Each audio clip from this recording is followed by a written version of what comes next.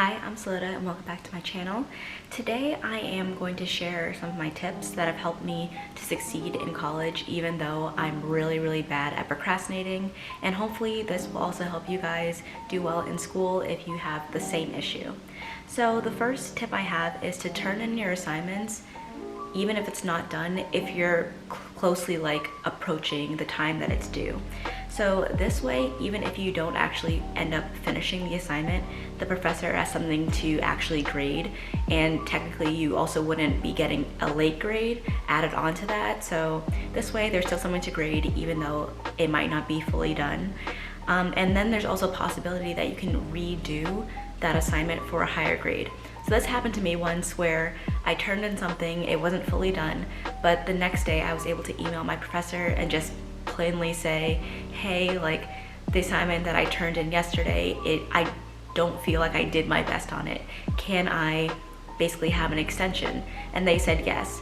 And obviously that's not gonna happen all the time, but even if your professor says no, if you ask them that, they still have something that they can grade. I would always submit your work 15 minutes prior. So if it's due at 11:59 p.m., just submit your work 15 minutes prior to that, just in case.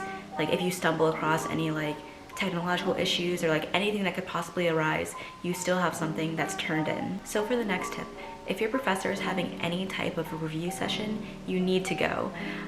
During those, they probably will just give you some answers that will be on the quiz or the exam or anything.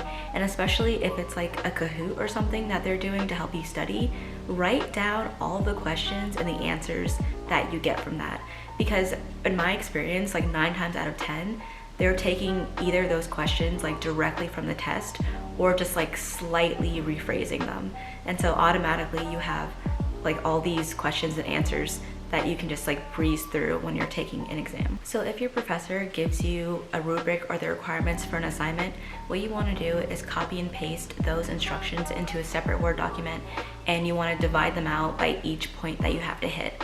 And that way, even if you really haven't looked over the directions that closely, it's easy to know exactly what you have to do, and you have kind of a systemized way that you're making sure that you fulfill all your requirements. So even if it's an essay or something that you know isn't going to be the best, at least you're still getting points for everything pretty much, even if the quality isn't great. Okay, so if your professor doesn't take attendance, still make sure that you're showing up to at least the last couple of sessions that they hold, because in my experience, those last couple of sessions, they might start taking attendance just for extra credit.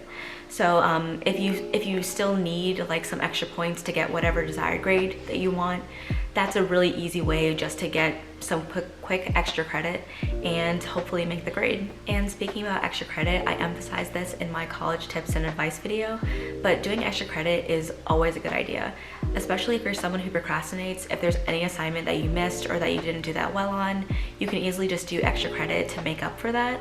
And normally towards the beginning of the year, your professors will have some really easy extra credit to do, which is maybe watching a documentary and writing a 1-page essay, or even just attending a certain event can get you a pretty good amount of extra credit. So if you just finished an essay that you stayed up late working on, chances are it might not sound that great grammatically. What you can do is you can copy your entire essay and just paste it into some type of application or website that will read it back to you aloud. And that way it's a lot easier to catch all the mistakes that you wouldn't have caught if you're just reading it back in your head. And my last tip is, if you have an assignment that requires you to watch a video and answer questions, oftentimes you can find the transcripts for that video, even if it's on YouTube, and you can just Control F and just find all the answers that way if you don't have enough time to actually watch the video and do that. And you can also do that with, just a textbook. If you have the PDF version, you can just Control F through it and just find all the information that you need to find. And that's gonna be all the tips I have for you today. Let me know down below if you found these helpful. I know a lot of these I wish I had known beforehand, but I made it this far. So yeah, please comment, subscribe, and I'll see you guys in the next one. Bye.